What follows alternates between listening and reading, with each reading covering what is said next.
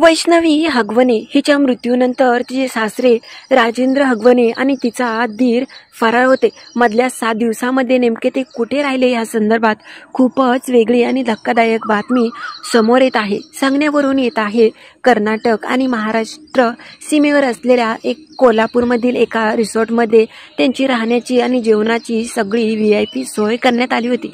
मुख्य म्हणजे प्रीतम पाटील यांनी त्यांची राहण्याची आणि जेवणाची सोय करण्यात केली होती. प्रीतम पाटील हे काँग्रेसचे माजी मंत्री वीरकुमार पाटील यांचा मुलगा आहे. तो घोड्याचा खूप मोठा शौकीन आहे.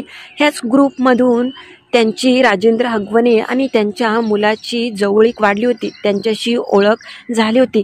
19 मे आणि 21 मे ह्या 2 दिवस ते ह्या रिसॉर्टमध्ये थांबले होते. 19 मेच्या रात्री ह्यांचं VIP स्वागत ह्या रिसॉर्टमध्ये करण्यात आलं. जेवणामध्ये मटणाचे थाळे आणि इतर पदार्थ पण होते.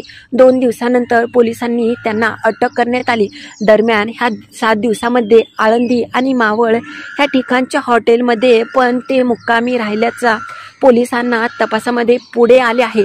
घरी सुनेचा मृत्यू झाला असताना इकडे ते VIP आणि जेवणाला मटण थाळी खात होते. हे खूपच निर्लज्ज आणि निर्दयी असल्याचं आता समोर येत आहे.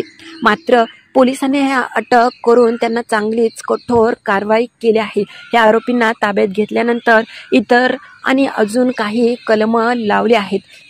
तुम्हाला काय वाटतं या बाप बेट्यांबद्दल ते आम्हाला नक्की कळवा आणि नवीन असाल तर चॅनलला लाईक सबस्क्राईब करा विसरू नका.